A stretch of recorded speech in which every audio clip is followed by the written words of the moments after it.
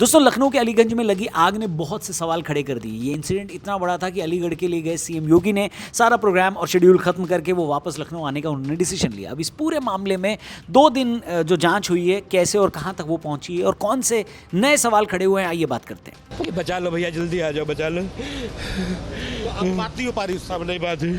Exit होती तो शायद इजी होता निकलना। इन उस दुखद घटना के कारण मुझे तत्काल वापस लखनऊ जाना पड़ रहा है। दोस्तों लखनऊ के अलीगंज में सोमवार 22 जून को एक बड़ा हादसा हो गया जिसको रोका जा सकता था। दोपहर करीब 2:15 बजे सबसे पहले बेसमेंट और ग्राउंड फ्लोर पर लोकेटेड एक पेट शॉप और क्लिनिक के पास लगे एक बड़े एलईडी एडवर्टीजमेंट बोर्ड या एसी डक्ट में शॉर्ट सर्किट हुआ। अभी भी इसके बारे में जानकारी निकाली जा रही है, लेकिन कहा जा रहा है कि यही 2 सबसे बड़े रीजंस हो सकते हैं। ध्यान देने की बात यह है कि बिल्डिंग में वेंटिलेशन का कोई रास्ता नहीं था। आग लगती कुछ ही मिनटों में जहरीला और गाढ़ा काला धुआं पूरी बिल्डिंग की सीढ़ियों और रास्तों में भर गया। बिल्डिंग की दूसरी मंजिल पर लर्निंग स्पेस नाम का एक नामी 3D एनिमेशन और गेमिंग कोचिंग सेंटर चल रहा था। तीसरी मंजिल पर एक आईटी नेटवर्किंग ऑफिस था।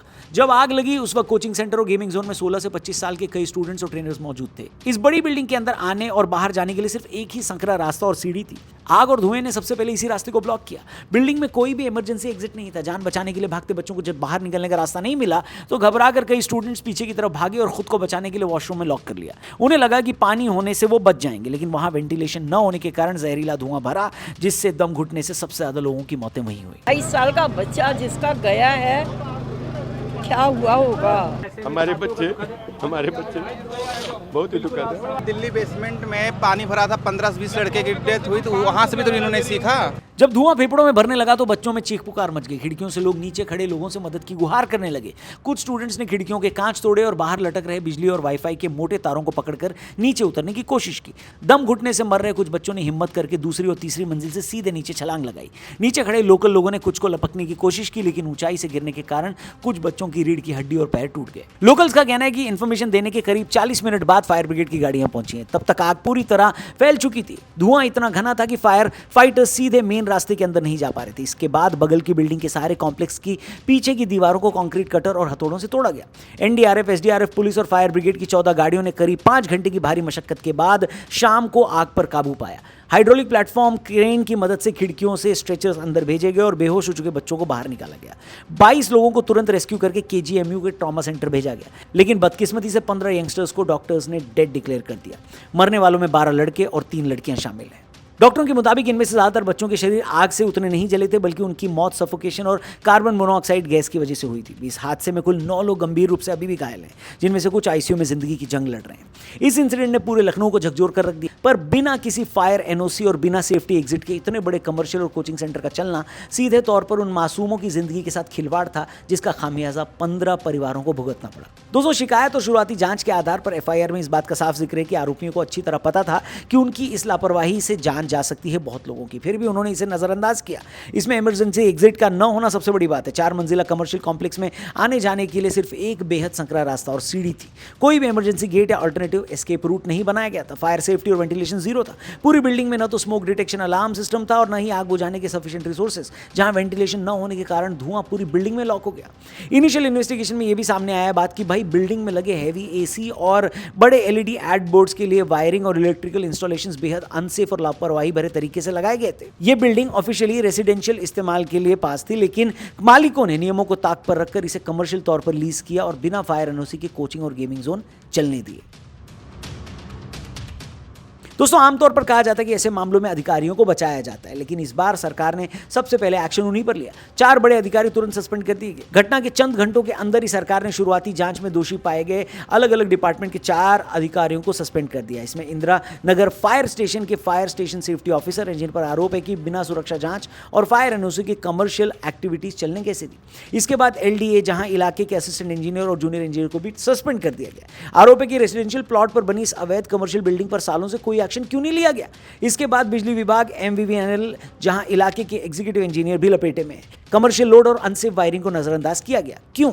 अक्सर दोस्तों ये आरोप लगता है कि लोकल पुलिस या डिपार्टमेंट अपने लोगों को बचा लेती है, इसलिए इस मामले की जांच के लिए 2 मेंबर वाली हाई लेवल एसआईटी बनाई गई है। इसमें कमिश्नर और आईजी लेवल के अधिकारी शामिल हैं। 7 दिन के अंदर इन्हें अपनी रिपोर्ट सीधे एडमिनिस्ट्रेशन को सौंपनी है। एसआईटी का काम सिर्फ बिल्डिंग मालिकों की गलती देखना नहीं, बल्कि यह तय करना भी है कि एलडीए, नगर निगम और फायर डिपार्टमेंट के किन किन अफसरों की मिलीभगत या लापरवाही से अवैध कॉम्प्लेक्स इतने सालों से बिना रुकावट चल रहा था। एलडीए के वीसी ने साफ बोला है कि इस मामले में इंटरनल इन्वेस्टिगेशन भी चल रही है। पिछले कुछ सालों से अलीगंज जोन में तैनात रहे उन सभी इंजीनियर्स और सुपरवाइजर्स की लिस्ट तैयार की जा रही है जिनकी नाक के नीचे ही अवैध निर्माण हुआ और कमर्शियल इस्तेमाल होता रहा। उनके खिलाफ भी डिपार्टमेंटल और कानूनी कार्रवाई की तैयारी की जा रही है। दोस्तों, लखनऊ में जो हादसा हुआ, ऐसे और कई सारे एग्जाम्पल्स हैं जिनको देखते हुए ये उम्मीद लगाई जा रही है कि इस मामले में भी फैसला जरूर आएगा। इनमें तो कई मामले देश के बाहर के हैं, लेकिन एक मामला है 1997 का उपहार सिनेमा अग्निकांड जो कि दिल्ली में हुआ, जिसने देश के फायर सेफ्टी कानूनों को बदलने पर मजबूर कर दिया। इसमें 59 लोगों की मौत दम घुटने से हुई थी। इसमें लापरवाही क्या थी? देखिए, सिनेमा हॉल के बेसमेंट में लगे दिल्ली इलेक्ट्रिसिटी बोर्ड के ट्रांसफार्मर में शॉर्ट सर्किट हुआ। जहरीला धुआं सिनेमा हॉल के वर्टिकल डक्ट, एसी डक्ट के जरिए पूरे थिएटर में फैल गया।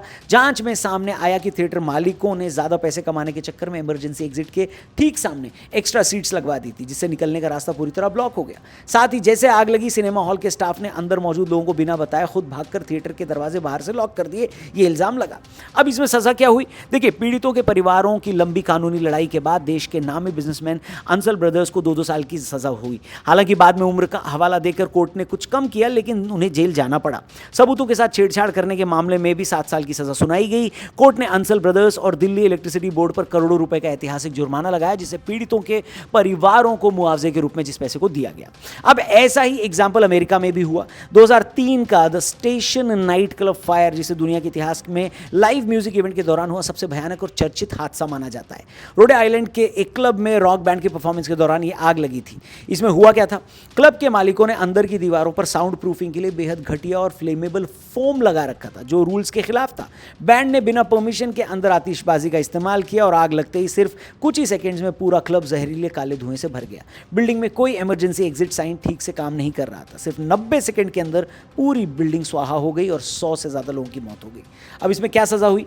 अमेरिकी कानून ने इस मामले में बेहद सख्त रुख अपनाया। क्लब के दोनों मालिकों को गैर इरादतन हत्या का दोषी पाया गया। एक भाई को 4 साल की सजा हुई और दूसरे को कम्युनिटी सर्विस व प्रोबेशन की सजा मिली। बैंड के मैनेजर जिन्होंने आतिशबाजी की थी, उनको 15 साल की जेल की सजा सुनाई गई, जिनमें से 4 साल उन्हें जरूरी रूप से जेल में काटने पड़े। ऐसे ही द किस नाइट क्लब फायर, जहां ब्राजील के अंदर 2013 में यह हादसा काफी हद तक लखनऊ के अलीगंज वाले मामले से मिलता जुलता है, जहां रास्ता ब्लॉक होने से वेंटिलेशन न मिलने के कारण सबसे ज्यादा मौतें हुई थी। इसमें 242 लोगों की जान चली गई। लापरवाही क्या थी इसमें? 2000 से ज्यादा स्टूडेंट्स अंदर मौजूद थे, जबकि क्लब की कैपेसिटी बहुत कम थी।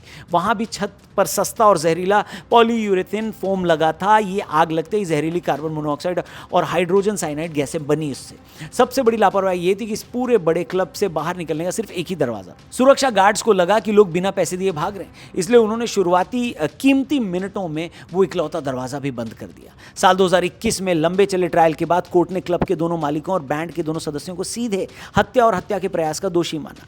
मालिकों को 19 से 22 साल की जेल की सजा सुनाई गई और बैंड के सदस्यों को 18-18 साल की सजा मिली। खैर, लखनऊ का कांड एक बड़ा सवाल खड़ा करता है कि कैसे हमारे यहाँ किसी बड़े हादसे के बाद ही लोगों की नींद टूटती है और तभी ये सारे सवाल किए जाते हैं। आज भी हम सब अपने अगल बगल देखें तो कई सारे ऐसे नियम हैं जिन्हें ताक पर रखा गया है, जिससे अगर कल को कोई हादसा होता है तो बहुत लोगों की जान जा सकती है। अगर आप भी अपने अगल बगल ऐसी कोई लापरवाही देखें किसी ऐसे कमर्शियल जगह पर या रेसिडेंशियल जगह पर, तो प्लीज़ तुरंत ही सूचना दें एडमिनिस्ट्रेशन को, पुलिस को, या जहाँ आप रहते हैं लोगों को जमा करके आवाज़ उठाएं। वरना कल जब कोई हादसा हो जाएगा, उसके बाद लोगों की जान चली जाएगी, तब आवाज़ उठा के तब किसी को सज़ा दिलवाकर कोई फ़ायदा नहीं होगा, क्योंकि तब तक लोगों की जान भी चली गई होगी और ऐसे तमाम परिवार भी उजड़ गए होंगे। इसलिए प्लीज़ थोड़ा सतर्क रहें, सावधान रहें। अपने अगल बगल कोई ऐसी लापरवाही देखें, उसके खिलाफ आवाज़ उठाएं। वीडियो सही लगी हो तो इसे अपने दोस्तों तक पहुँचाएँ। Thank you for watching. जल्दी मिलते हैं। जय हिंद।